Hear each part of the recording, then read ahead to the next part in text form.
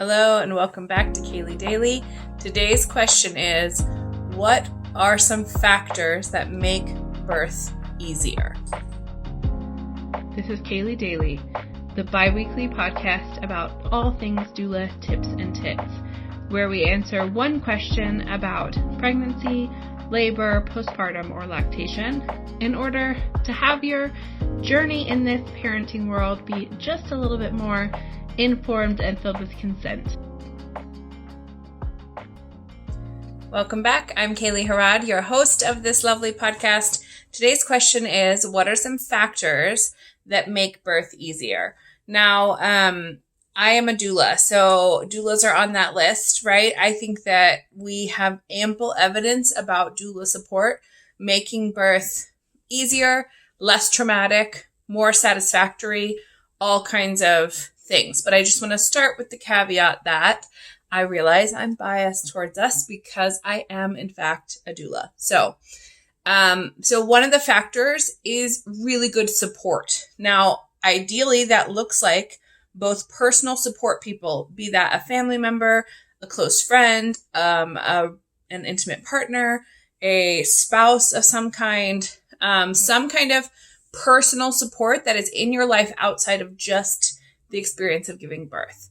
And then some kind of professional support, meaning a doula, an educator, somebody who can walk alongside you through this journey, but who has done this before and has more context, also doesn't have an intimate emotional response to you, where when you are in labor, it doesn't elicit like that emotional response that you would get from a intimate family member or intimate partner, right?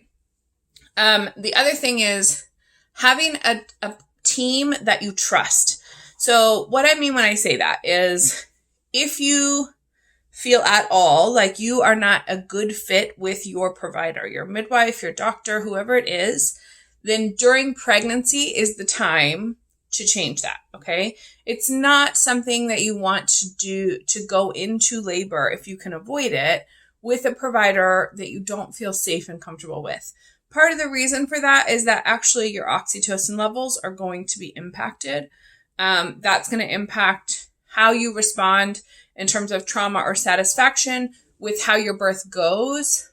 But also you should be able to trust the person that you are kind of giving your care to, right?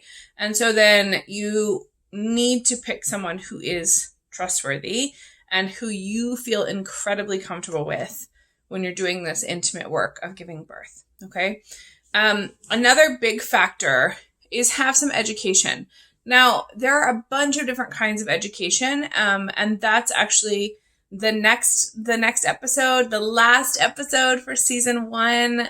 We're on episode 50 next episode, so this is episode 49. That episode is going to be talking a bit about what are the different kinds of education and how do you choose one. Sorry, my nose is itchy. And one of the things that I want to really talk about in that episode especially is that depending on what kind of birth you're wanting to have, what sort of tools you're planning to use, all of that dictates what kind of childbirth ed you choose. So at the beginning of season 2, I'm going to be sharing with you about a new class offering I have. They're going to be micro birth classes. Now, you might be a person that gets overwhelmed when you think of doing 8 hours of class or even a 5-week series or something like that. So if you're okay, Kaely, I need to know about epidurals. I just want to know, what is an epidural? What do I need to know about it? What are the myths around it? What are the questions that people ask, right? Then you can take my super short epidural class, and you can add to that class if you'd like to, right? So you can add a birth, logistics of labor. What is your uterus even doing when you're in labor, right? And so that's something that I have coming. I hope to have it fully developed by September. Super pumped about it. But I'm going to talk a little bit more in the next episode about the differences in childbirth ed. So even if it's just a super quick class about birth, I think that helps improve birth on many different levels.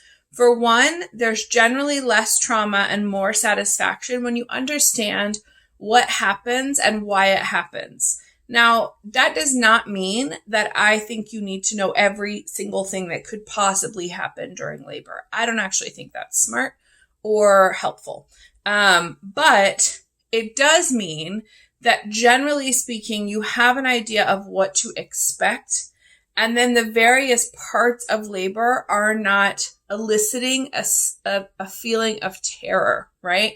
Or a feeling of fear or anxiety. You might still have some layers of those. That's okay, right? But it generally is going to lessen that if you're like, oh, I knew I was going to feel this, right? Maybe I don't want to be nauseous, but I know that being nauseous in labor is normal. And so then me being nauseous doesn't make me nervous, right? So that's another piece. So far I've said a really good support team. So someone who's like an intimate support, family support, friend support. And then 2 is a doula or some other kind of professional support. And then 3 is choose your care team really, really wisely. 4, have some form of education. And the last one is to really dig into how you are comforted. Now, if you've been around for any number of episodes, you hear me talk about oxytocin almost always. Like that is my jam. I talk about it a lot. But in life, I think in general, we don't always know what we like a lot or what brings us comfort, what is helpful to us, right?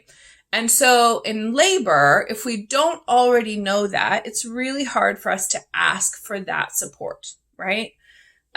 So one thing that I think makes birth easier is if you do some work to uncover in yourself, what are things that bring you comfort? What are things that help you when you're scared? What are things, that you really enjoy, right? Whether that's, scents and music and things like that, or like the kind of touch that's helpful and the kind of phrases that are helpful. We generally default to what we want when we're helping someone else.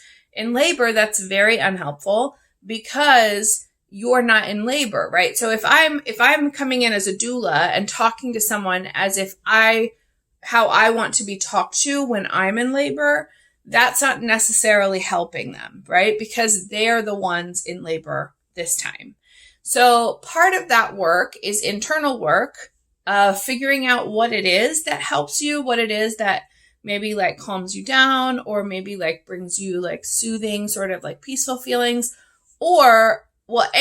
so figuring out what that is and then also communicating that with your support people, your partner, your family member, or your doula, and making sure that everyone knows what kind of support is most helpful to you.